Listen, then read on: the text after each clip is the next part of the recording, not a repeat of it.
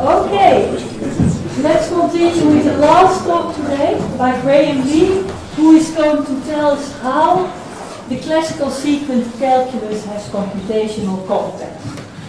Thank you very much. And firstly, thank you to the organisers for inviting me and an opportunity to speak. And I see that the reception has already started, so I'm the evening entertainer. Right, so there'll be many approaches to looking at computational content for the classical logic. I'm going to be talking about a kind of particular aspect of this, which I'll get onto in a moment from our perspective. But first I'll say that what I present here is joint work with Bahari Afshari here, and also Stefan Hetzel from TUV. So,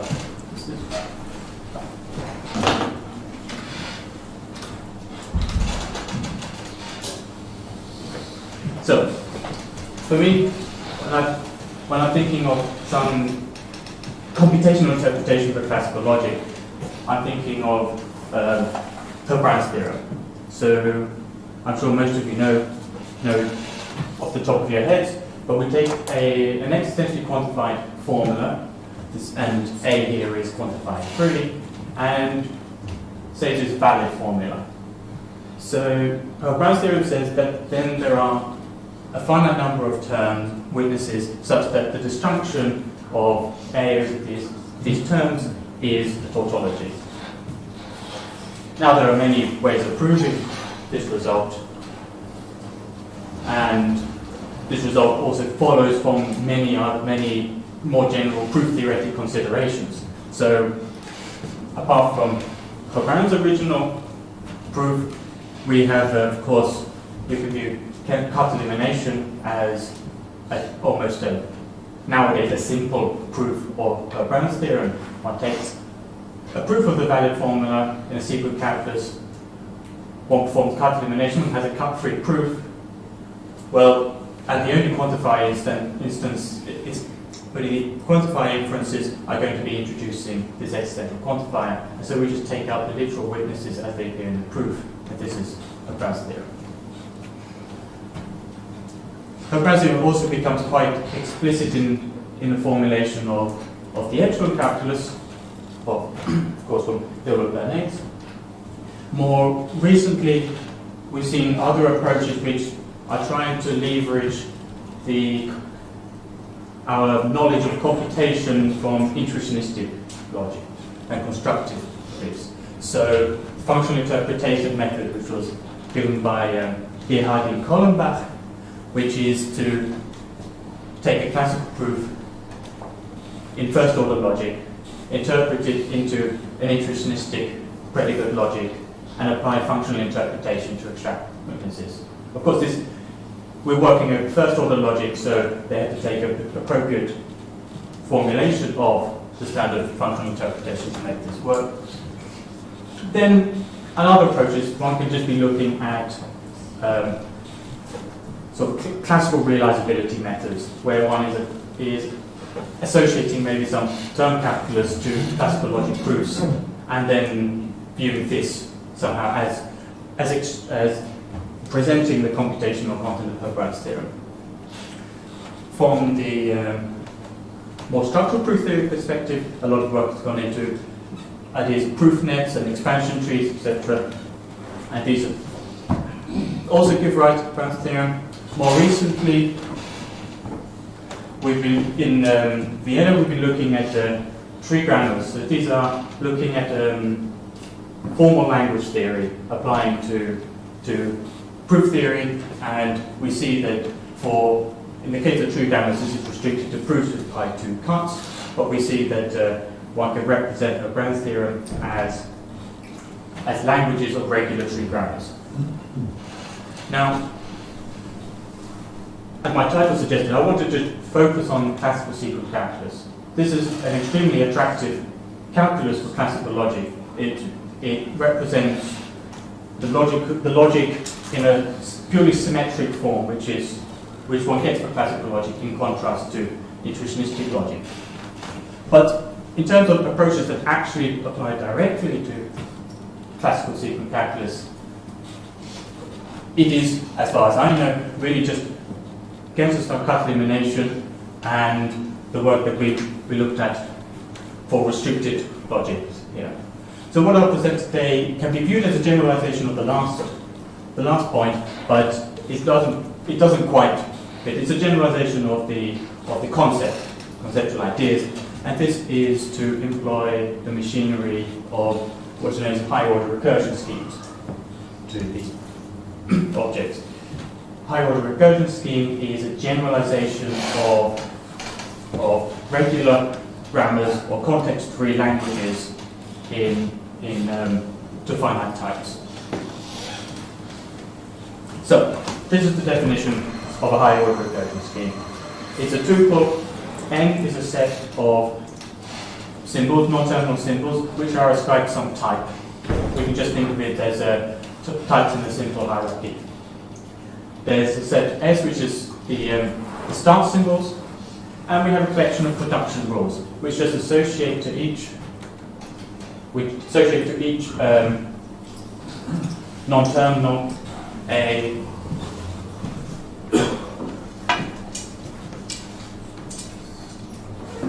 each non-terminal with given variables so that it becomes of ground type, a term T, and so that this whole reduction is well typed. And of course this term T can contain the variables X and also other non-terminals. And the language of a high-order recursion scheme, this LH, is just going to be the set of terms that do not contain non-terminals, which can be derived from start symbols. So we actually need a bit of an extension of this framework. We need to add pattern matching to these reductions. So that is to say that in a reduction rule, now instead of just giving variable symbols for the arguments, we can give terms which contain variables. And such a rule can be applied if we can pattern match this pattern here. But we're going to be using a very restricted kind, where each term T is actually just a pair of variables. So we're going to use pattern matching so that one can recognize and decompose pair types here. In the general theory of high-order recursion schemes, full pattern matching creates an undecidable theory, but in this restricted class one is still at the decidable level as with original HORS. Okay. So, let me be clear about the types framework we're going to be using. We're going to have a type of individuals, iota, a type sigma, which is going to represent what we call substitution stacks. I'll emphasize at this moment. Function types and pair types. So we can build terms in this language, which is going to fix us a language sigma, which is just a symbol of a set of symbols which have been given simple types. This is going to be our language of first order terms. And then we can build terms and their types. So any element of sigma is, of course, a term of the appropriate type. We have application and pairing, as you would expect. In order to build elements of the substitution stack, what this is, we've got a stack constant which represents the empty substitution. And if we have a substitution A, and we have a symbol alpha and a term R of the same type of alpha, we can build this new substitution stack sigma. This just represents an explicit substitution. We're going to be building these in our reductions, just recording a collection of substitutions that at some point we may want to apply. And if one has a substitution stack A and a term R of type rho, we can apply the substitution to R and get a term of type rho. Now, bear in mind, this is purely syntactic. There's no evaluation of the substitution going on here. So this is really just an R and an A together. And then we can evaluate substitutions, of course, at least at the meta theory. If we have a substitution stack like so, and we have a term R, we can evaluate this. And this means just to read these literally as substitutions to apply to R. So S is going to replace occurrences of alpha in R, T is going to replace occurrences of beta in R or in S, etc. And we need to actually want to apply this recursively, so we eliminate all occurrences of these substitution stacks. So we have a form, we have explicit substitutions available in the term calculus, but when we want to read these as first order terms, we can evaluate the substitutions. And then so the non-terminals of this grammar are going to be built from a given proof in this classical sequent calculus with cut. We're going to work in a one-style, Tate-style sequent calculus. We could present it in two-sided, but things get quite messy when we do. We want to associate two special kind of types to formulae. They're going to be, one is going to be representing the existential content of a formula. This is A bracket, and the A star is going to represent the universal content of a formula in our framework. So let's start with a proof pi of a sigma 1 n sequent. What are going to be the terms in this higher order recursion scheme for pi? Well, the non-terminals are going to be symbols n, I, pi prime, where pi prime is any subproof of pi, and I is an index which points to some formula in the conclusion of pi prime. So here, I is less than or equal to k, where the length of the n sequent of pi prime is k plus 1. And the type of this non-terminal, well, it's going to be associated function type. Its first argument is always going to be a substitution stack. Thereafter, it will take as input what we refer to as the universal content of each formula in the sequent, and then it will output the existential content of the particular formula on which it is focused. So we're going to view these non-terminals as, well, naively we can just view them as pick a formula in your n sequent and just follow the ancestor trace of this formula up through the proof. And if you see a witness to an existential quantifier, then output this witness. If not, continue.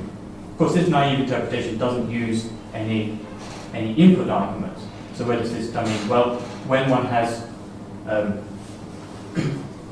universally quantified formulae, one needs to consult an input for appropriate substitutions. When one has cut, one needs to interact with these as well. And then the start symbol for the grammar will just be a simple SA of type bracket A for each formula in the n sequence. So this is where we start, and our grammar is just going to try and run through the proof and extract term instantiations. So now we need the production rules. I hope I kind of gave the impression that this is really just going to be based on the structure of the proof that we started with, and this is exactly the idea.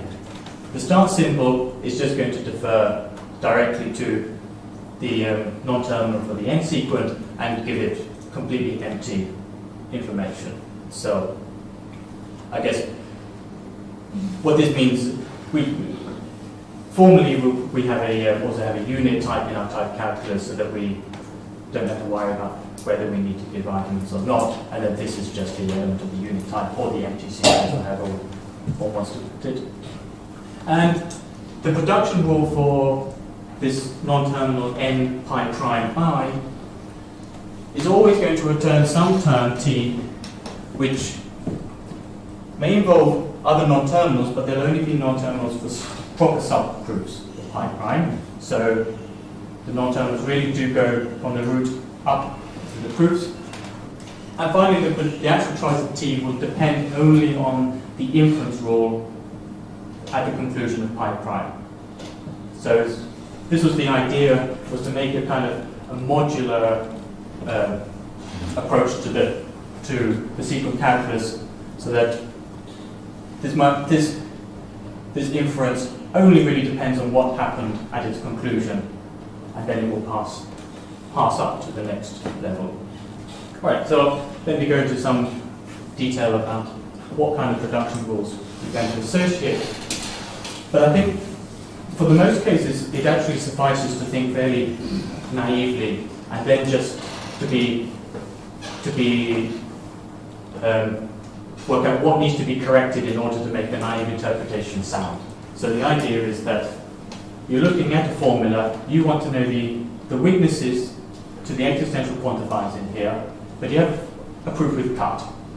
Okay, so the first case is let's just take the literal weaknesses that appear in this proof, but the cut rule we know complicates this, and when we perform cut-elimination, introduces substitutions, etc. But then the derivations of these grammars is meant to record what happens through cut-elimination. So just to repeat, the type of this non-terminal n pi I takes a single substitution stack, inputs for every formula in the sequence, and returns the existential output of the formula it's focused on. In particular, amongst the inputs is going to be AI star, so it will take input for the formula that it's focused on as well. So I haven't said what the types are. This can get quite tricky, but at the level of two quantifiers, you can still write down what they might be. So if we take A to be a pi2 formula, a block of universal quantifiers, a block of existential quantifiers, and then a quantifier-free matrix. The output type is going to be just a sequence of length, the number of existential quantifiers. So it's going to just try and output terms for this, witnessing these existential quantifiers, and it will ignore the universal quantifiers. The input type is going to actually take interpret the dual of this formula. So it's going to take it's going to ask for a sequence of length 3 as input. And if we had a proof pi of the single formula A, then we see that the non-terminal for this proof has exactly this function, that it goes from the number of universal quantifiers to the number of existential quantifiers. So it interprets a pi2 formula a bit as much like a function. Yeah. For a sigma 2 formula, we see that the output type is still the number of existential quantifiers. So it's still just going to return the same information. But the input type for this formula gets more complex, it becomes higher order. This is a function from the existential quantifiers to the universal quantifiers. I didn't say so. Here we have a strict equality between these. I use this symbol because as the actual type we're going to assign is technically a bit more complex, but it contains exactly the same content as this. Okay, so then for a proof of the sigma 2 formula, we've got a more complex non-terminal, particularly of order 2. We take a substitution stack, now we take a function, and we return existential output. We can make sense of this if we think a bit of what Herbrand's theorem would say in these two cases. In this case, Herbrand's theorem would say, well, actually, just drop the universal quantifiers. You just got them as free variables. Apply Herbrand's theorem, you're going to get a finite set of term witnesses. It's simple. But in this case, a sigma 2 formula is more complex. It isn't simply finding instantiations for these quantifiers, because a given instantiation may depend on variables that are used in these universal quantifiers for other copies that were contracted at the end of the proof. Hence we get a more complex. So now to particularly how the deduction rules work. For universal introduction, the idea is that one starts at this conclusion focused on one formula, and one passes to the premise focusing on the same formula and just recording what information has happened. So the input type of a universal formula will actually be a pair. The first component is going to be interpreted as a witness for the universal quantified, and the second component will be interpreted as a continuation. So we take this non-terminal, arguments also for the gamma formulae, and we proceed to the premise. We update the substitution stack with the substitution that records y should be substituted for alpha, and we proceed with the continuation here. So this is quite cool. For the existential quantifier,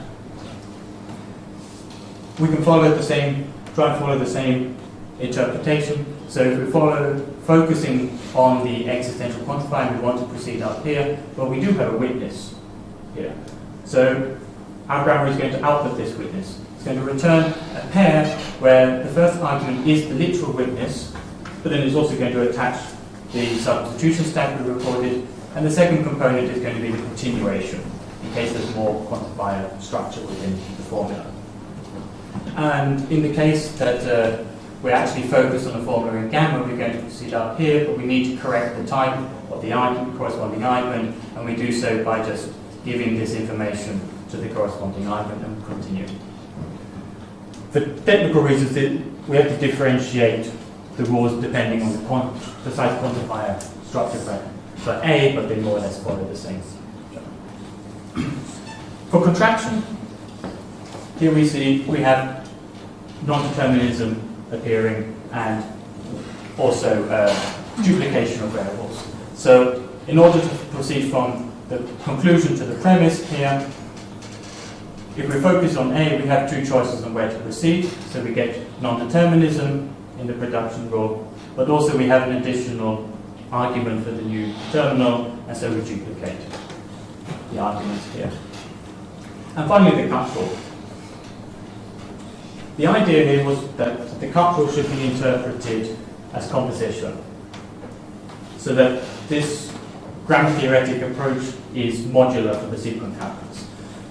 In the first, if we're focused on the conclusion, we're looking at either a formula in gamma or delta, and if we wish to continue this, we will be going to either the left subproof or the right subproof. And this is fine, but if we go to the left subproof, we now have a new formula which we require to give an input for, even just to make things typed correctly. And the only place where we can input, say, for negation A is by looking at the output on the other side, and so we get a composition like this. Now, what actually happens is that because the typing of our formulae is not symmetric, depending on the quantified structure of the cut formula, one may actually need to repeat this composition. So, for instance, if one goes to the right here, one needs input for A, one can find it here, but this formula, this non-terminal also needs input for negation A, so we get it from the right-hand side, but it doesn't repeat continuously. So each inference of the sequent calculus has a very specific role in this interpretation. Cut is the only rule that generally introduces composition in this structure. Contraction is the role of non-deterministic production rules, and it's also the only rule that really introduces duplication, which is relevant when one thinks of call by name or call by value. And since we have pattern matching, there is actually a distinction in our grammar between these things. Existential quantifier, unsurprisingly, is the only rule that necessitates outputting any witness, and the universal quantifier builds substitution and is the only source of pattern matching. So then, when we put all this together, what do we get? We can get a variant of Herbrand's theorem here. So if we have a proof of an existentially quantifier-free formula in the classical sequent calculus, where we assume all cuts are pre-next quantified cuts and of quantified complexity n, say, then there is a higher order recursion scheme whose order is also n, and whose production rules are also happen to be acyclic, such that, well, firstly, the size of this Herbrand's high order recursion scheme is linear in the starting proof, right? So we haven't encoded anything in building the proof. If we take the language of the Herbrand, of the high order recursion scheme, we see that this actually generates a Herbrand disjunction of the n sequent. Moreover, we can ask, well, how does this compare to the Herbrand disjunction we can compute by cut-elimination? And it turns out that if you imagine performing cut-elimination for first-order logic and extracting a Herbrand disjunction, you can apply any cut-elimination strategy you want that terminates, but whenever you want to reduce a given cut, if you make sure that you only reduce the weak side of this cut before you reduce on the strong side, then you will get a Herbrand disjunction which is actually already contained in this Herbrand, in this high order recursion scheme. So as far as cut-elimination goes, these high order recursion schemes cover what looks like to be a large number of Herbrand disjunctions that are implicit in Gensen-style cut-elimination. And finally, when one can bound the size of these languages, of course it would not be interesting if the languages were infinite, but one can see that they are a tower of exponentials of height, the order plus 2. And we know that this is not optimal for obtaining a Herbrand disjunction. This can be done with, instead of n plus 2, n plus 1. But one point is that it looks like we're getting more than just simply a Herbrand disjunction. Right? This case 3, although we don't know for sure that we necessarily are getting more witnesses, certainly we're getting more than just a single Herbrand disjunction. So it's open whether this bound happens to be optimal for these high order recursion schemes or not. Great. So you probably said it, but I don't. What is the weak side of a cut? I mean the existentially quantified. Oh, yeah. yeah. Okay, so just to finish, some open problems and continuations here. The first is that what I presented is specific to cuts in which are pre-next. So can we generalize this to non-pre-next cuts? Well, in a sense we can, but this framework introduces quite a lot of extra technicalities, which would be much better to find some rewording of this framework that can do so cleanly. Another point is, are there any connections to this work with classical realizability, with functional interpretations? Be interesting. We can see some individual similarities, but I don't know those areas well enough to know for sure that if there is any general overlap. And finally, this interpretation of cut is unsatisfactory, because in the classical logic, this cut rule truly is symmetric. Right? We're imagining working in negation normal form here, so there's no distinction between a negated formula and a formula. There's no positive or negative formula here, but yet we have to make a distinction to give sound typing here. So it'd be very interesting to see if we can reorganize the type structure so that we can actually interpret this symmetrically, and this may actually lead to some better results with regard to the main problem here. I'll stop there. Thank you very much.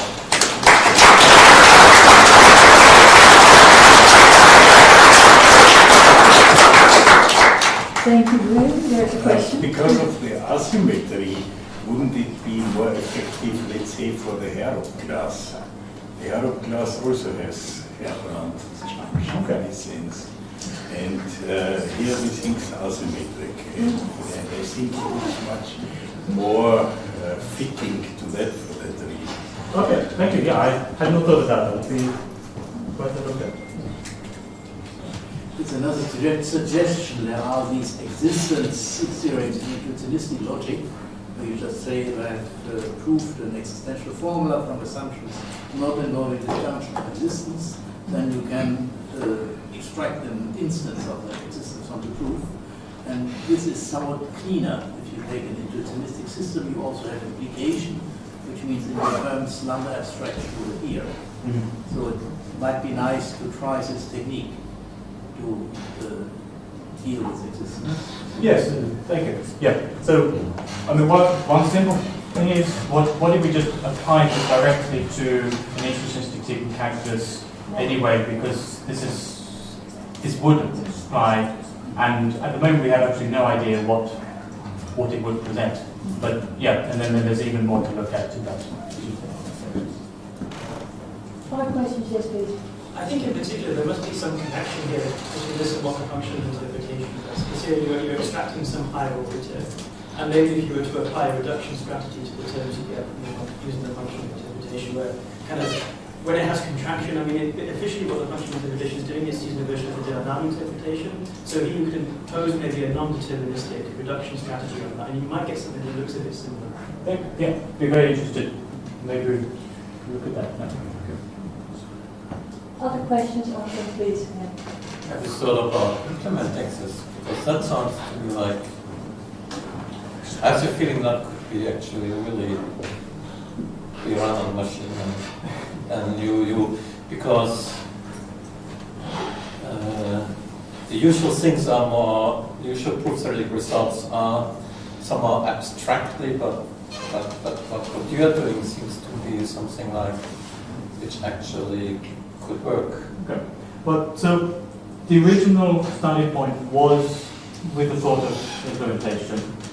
Yeah, but more the kind of the theory aspect. So what I mentioned at the beginning about term grammars for proofs of pi2 cuts and also for pi1 cuts, these have been implemented and they work quite well, and they actually have a role in inductive theorem proving there.